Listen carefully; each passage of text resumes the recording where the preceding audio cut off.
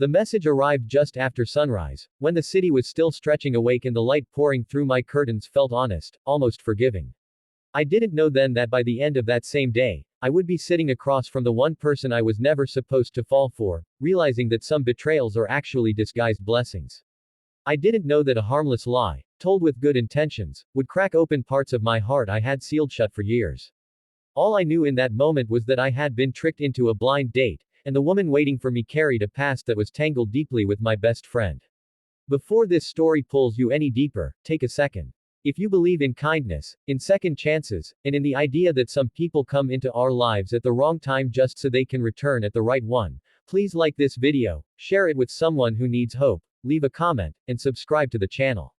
Your support keeps stories like this alive. My name is Arav Malik, and until that morning, my life was simple in the way empty rooms are simple.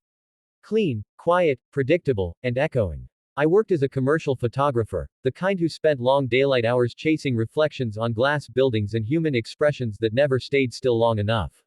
I had friends, I had routine, and I had a strict rule: never date within your circle. Especially not someone connected to Rishan Qureshi, the closest thing I had to a brother since college. Rishan had a way of occupying space effortlessly. He was loud where I was observant, confident where I was cautious, reckless where I was careful.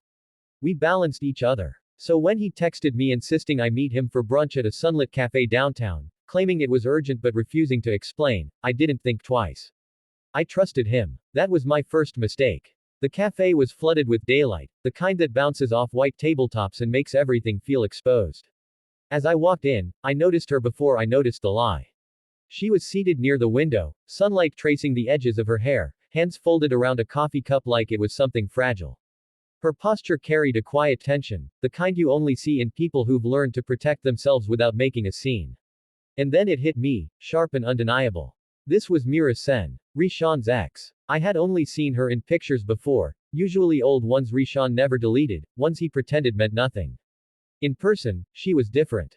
More real. Less polished. Like a painting that looked softer up close but carried more weight. Rishan appeared beside me, clapping a hand on my shoulder, already backing away with a grin that didn't quite hide his guilt. He muttered something about needing to take a call, something urgent, something unavoidable. And just like that, I was abandoned at the edge of a truth I hadn't agreed to face. The air between us felt crowded with things unsaid. I wanted to turn around, to leave before I crossed a line I'd sworn never to approach. But something held me there. Maybe it was the way Meera looked up at me, not surprised, not defensive, just tired and honest. Or maybe it was the strange realization that whatever story I thought I knew about her was incomplete. We sat together as the cafe filled with late morning chatter, the world moving normally while something delicate unfolded in silence. The first minutes were awkward in the way honest moments usually are. No pretending, no flirting, just two people acknowledging the weight of circumstance. I learned quickly that she hadn't known either. Rishan had framed it as a casual meet-up, a harmless introduction, leaving out the one detail that changed everything. The hardest part wasn't being there with her. It was recognizing how easy it felt once the initial shock settled. Meera spoke about her work as a community architect, designing daylight-friendly spaces for schools and shelters. She talked about her love for walking through the city during the day, watching people live their ordinary lives. There was warmth in her words, but also restraint, like someone who had learned not to give too much too fast. As the sun climbed higher, something unexpected happened. I stopped thinking about Rishan. I stopped thinking about rules. I found myself noticing the way Meera listened, how she leaned in slightly when I spoke, not out of obligation but curiosity. The cafe noise faded into background texture, and for the first time in a long while, I felt present. But presence doesn't erase guilt. When we finally stood to leave, daylight harsh and revealing, the reality of what we'd shared hit me all at once. This wasn't harmless. This was complicated. Rishan wasn't just my best friend. He was family. And Meera wasn't just his ex. She was someone he had once planned a future with. The walk outside was slow, sun casting long shadows despite the early hour. Meera didn't reach for my number. She didn't suggest another meeting. She simply thanked me for staying, for not walking away when you'd had every right to. That restraint stayed with me longer than any flirtation ever could. The following days were restless. Every daytime shoot felt sharper, every shadow more pronounced. I saw Meera in reflections, in sunlit corners, in half-finished thoughts. I tried to talk to Rishan, but he deflected with humor and casual apologies, brushing off my discomfort as overthinking. He insisted they were over, that it didn't matter, that he had moved on. But I knew him too well to believe that entirely. The truth was, I hadn't moved on from anything because I hadn't known what I was moving toward. Mira reached out days later, a simple message suggesting a walk through the botanical gardens, a public space, daytime, safe. I almost declined. Almost. But curiosity and honesty outweighed fear. The gardens were alive with midday color, children running between flower beds, elderly couples resting on benches, the air smelling like fresh leaves and sunlight. It felt symbolic, like a place meant for beginnings that respected endings.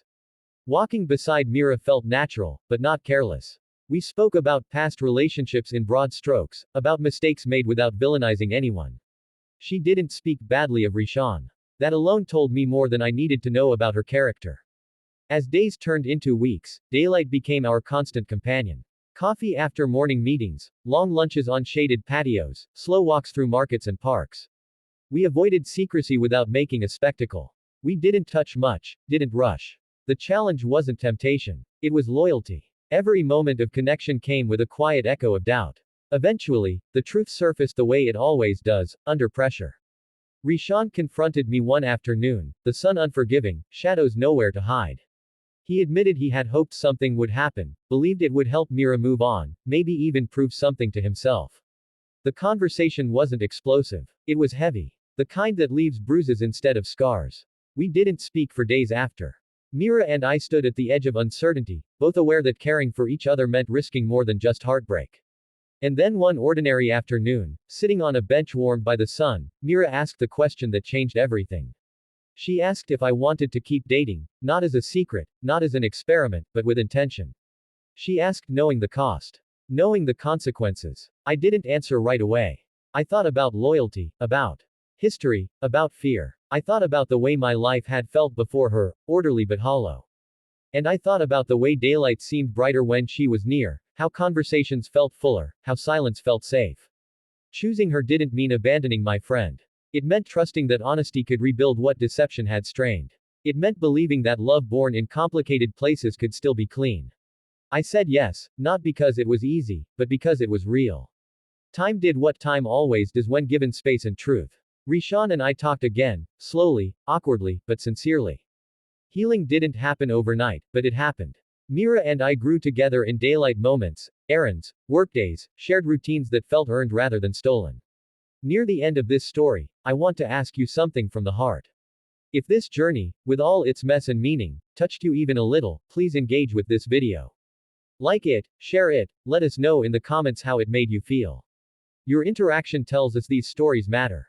And before this ends, here's a special request. Drop a comment with the word daylight if you believe some love stories are meant to happen in the open, even when they start in shadow. Because sometimes, the people we're warned against are the ones who teach us how to be brave. Sometimes, being tricked into a moment leads us to a lifetime. And sometimes, love doesn't arrive quietly. It arrives honest, in broad daylight, asking if you're willing to choose it, despite everything.